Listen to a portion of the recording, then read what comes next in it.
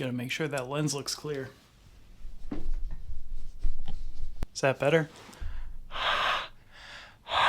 Here we are. Part 4 of 4 about the end of the world. It's the end of the end. Get ready.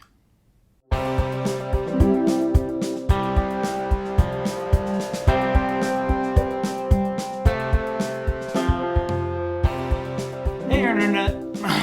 No, let's try that one again.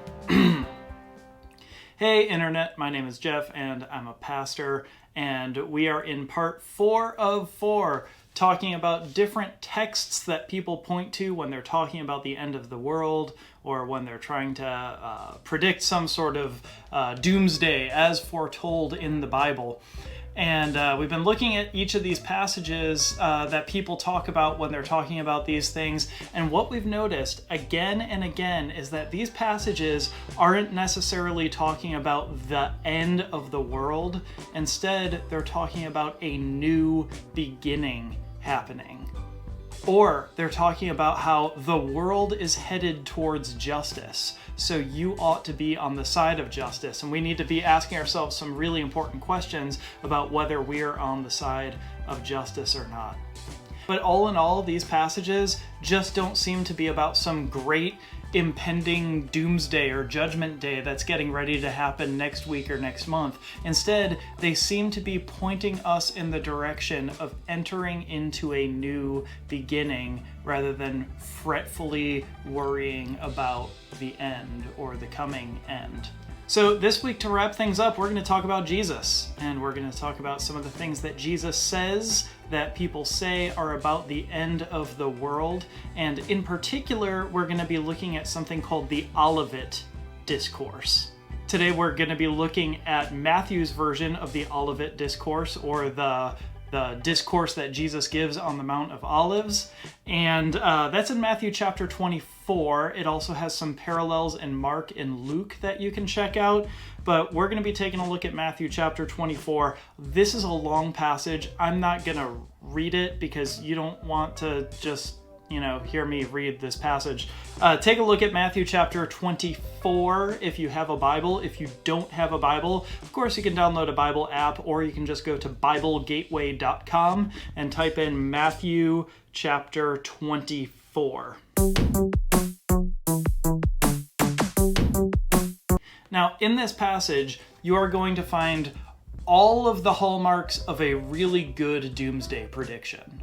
So, for example, in Matthew chapter 24, verse 5, you find that Jesus starts warning the disciples about would-be messiahs or false messiahs, people claiming that they're the Messiah.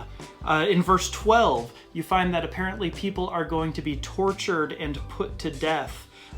There's something in verse 15 called the desolation of sacrilege, or the abomination of desolation, and Jesus mentions that it's foretold by the prophet Daniel. Apparently there's going to be an awful lot of suffering, according to Jesus in this passage. In verse 19, there's even a special woe for women who are pregnant. And then again, Jesus caps it all off in verses 23 and 26 by warning again about people who claim to be the Messiah, or people who are false messiahs.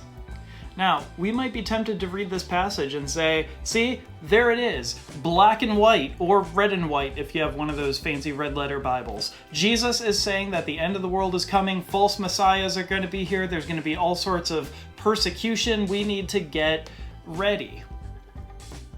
And it could be that Jesus is talking about a future event for us, but again, as I've been saying in some of the other videos, before we figure out what a passage has to say to us, we have to figure out what it said to the original audience. So it could be that it's something that's in our near future, or it could be that Jesus is talking to his disciples about something that was going to happen in their future, and in fact is going to happen very soon for the disciples. Why do I say that it's possibly, and in fact I would say probably, I think that Jesus is talking about something that's going to be happening very soon for his disciples, because notice, This Olivet discourse doesn't come out of nowhere. Jesus is responding to a question in this passage. And specifically, that question comes in verses 1 and 2 of chapter 24. The disciples ask, when is the temple going to be destroyed? Jesus just foretold that the temple was going to be destroyed.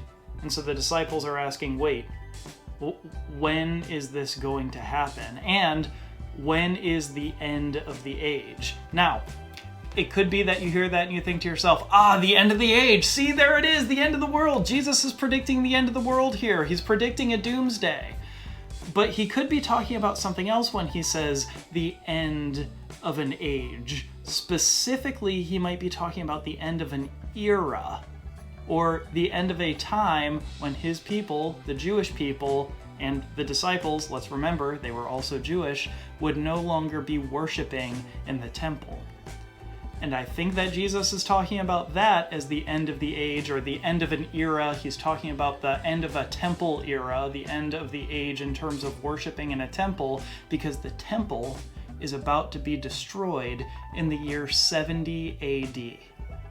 So all of this is to say that this passage could be predicting something that's in our near future, a judgment day or a doomsday that's coming next week or next month, or it could be that the end of the age that Jesus is talking about here is the end of an era, specifically the end of a temple era, the end of the time when the Jewish people would be worshiping in the temple. That is coming to an end very quickly for the disciples in just a couple of decades for them. And what about all of these would-be messiahs that Jesus is talking about, or people who claim to be the Messiah? A lot of contemporary modern-day doomsday predictions or judgment day predictions seem to have to do with some sort of apocalyptic figure rising up, some sort of antichrist who's going to claim to be the Messiah. But someone claiming to be the Messiah in Jesus' day, or somebody being a false Messiah in Jesus' day, meant something very different than somebody rising up and claiming to be some great world leader and then ruining everything, bringing on the end of the world. Instead, a Messiah was somebody that the people believed was going to overthrow the Roman Empire and finally set the Hebrews free, or set the Jewish people free. And Jesus is saying to watch out for a group of people who are going to rise up saying that they are going to do that. Why should the disciples be watching out for these would-be messiahs? Well, because whenever there are would-be messiahs who are trying to overthrow an empire that has its boot on the necks of the Jewish people, historically, it has led to the destruction of a temple. In fact, the last time this happened was during a time of a prophet named Daniel. Does that sound familiar? It should sound familiar because Jesus was just talking about the prophet Daniel. So do you see how there are all these clues in this passage talking about would-be messiahs and Daniel, and talking about the very beginning of the passage where the disciples ask that initial question of when is going to be the end of this age and when is the temple going to be destroyed. It all seems to be surrounding the destruction of the temple in 70 AD. And Jesus is saying, look out for this. This is about to happen, and I'm giving you the warning signs here. By the way, if you just want more proof of this, then you can read a historian named Josephus. Josephus lived during this time period and recorded some of the things that are happening, and you can still read the writings of Josephus. The specific one that you should look up if you're going to start doing some Googling about Josephus is his writing about the Jewish-Roman wars between the years 66 AD and the year 70 AD. During that time, the temple was destroyed, would-be messiahs were causing riots, and by the way, here's another thing that Josephus is sure to highlight: the great suffering of the Jewish people.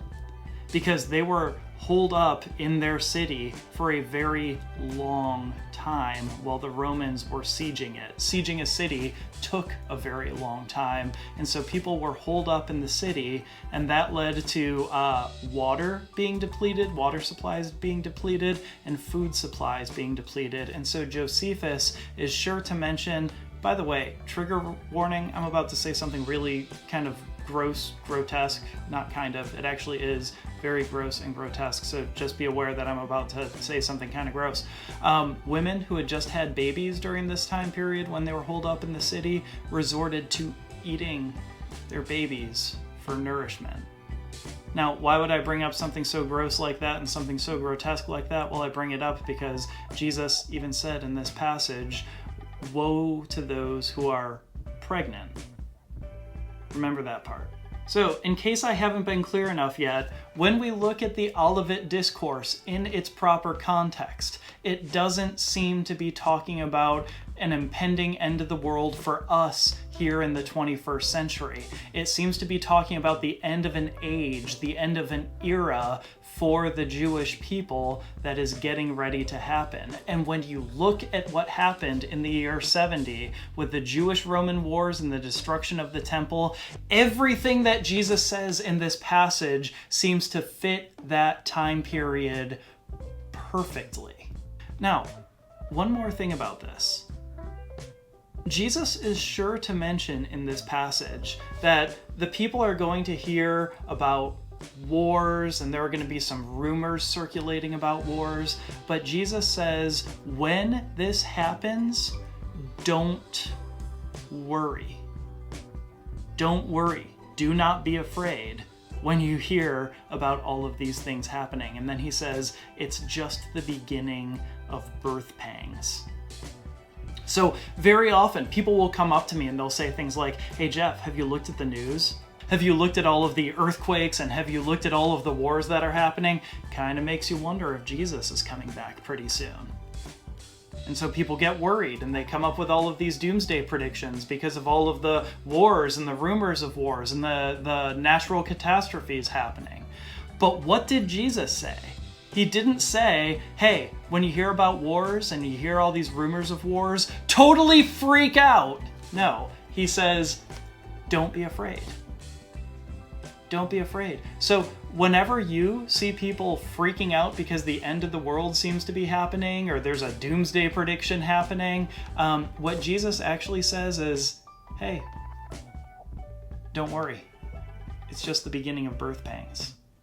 So the question that we're often left with when we put something in its proper context in the given time period, like we did with the book of Revelation, the question that we're left with after we put something in its proper context is, okay, great, well, what does all this have to do with us?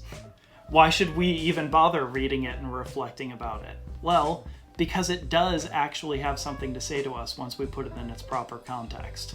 And I would say that there are three things, very practical things that this passage has to offer us. And the first one is the one that we just said. When people start making these doomsday predictions and talking about how the end of the world is coming because there are all sorts of wars and rumors of wars and natural disasters, what Jesus actually says is, do not be afraid.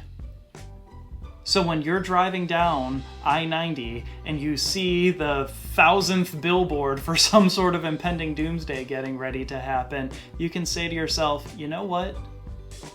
Jesus says don't be afraid. Jesus says don't fall into that fear trap. Do not be afraid. Here's the second thing. Jesus says do not be afraid. This is just the beginning of birth pangs. In other words, something new is getting ready to happen. Something new is getting ready to be birthed. So, as it has been with the last couple of passages that we've talked about, we don't look at these passages and say, the end is coming. Instead, we look at these passages and say, ooh, a new beginning is getting ready to happen. How can I enter into this new beginning that's getting ready to happen? Or maybe there's a fresh start being offered to me through what's happening in the world right now. are happening in my life right now. But here's the third one and the last one. We can't downplay just what a significant loss this was for the religious people who were living in the year 70. But it meant that something new came out of it. And so I think that what Jesus is trying to give us here is some perspective. Eras come and go. And in fact, very important and very well-loved traditions come and go. And so we can try to hold on white-knuckled to those old traditions that we really love, or we can say to ourselves, wait a minute, something new is happening here. So maybe if I try to white-knuckle my traditions all the more, it might ruin or spoil this new wonderful thing that's getting ready to happen. I was listening to a theologian named Elaine Heath speaking one time, and she was talking to a bunch of pastors, and she said, look, there are new things happening in the church. Don't be afraid of the new things that are happening. Because the new things that are happening, they're not trying to destroy what's already been. The new things that are happening will ensure the continuation of what's already been. In other words, we can try to white-knuckle our old traditions and stop the new things that are happening, the new traditions that are being formed, but those new traditions that are being formed are actually going to carry us into the future. And the more we fearfully white-knuckle onto our traditions, we might be holding back the continuation of what's really important in our traditions. So, at the end of this, if there's anything that I can say to you, it's don't be afraid. Don't be afraid. Traditions come and go. You don't have to be afraid of that. And don't be afraid that the end is near. Instead, remember and take heart in the fact that a new beginning is here. The world is moving towards justice and renewal, and you're invited to be a part of it. All right. So that's it. That's the discussion about the end of the world. We've done it. We've talked about all the passages. No, we haven't. There are probably plenty of other passages that we could have talked about. But I think that in these 4 videos, you start to get the idea of what's happening. So anyway, I'll be posting more videos in the future. In the meantime, click like and subscribe and hit the bell so that you'll be notified when I put out a new video. And by the way, seriously, subscribe. That would help me out a lot, because as soon as I hit 100 subscribers, then I can have a custom YouTube URL. And if you don't know what that means, that just means that when you go to YouTube, instead of needing to search for Hear Jeff Talk and scroll through all of the videos about Jeff Dunham and interviews with Jeffrey Dahmer, you can just go to youtube.com/hearjefftalk and it'll just be all right there. So if you haven't subscribed, please subscribe. And that's it for the end of the world, everybody. Grace and peace.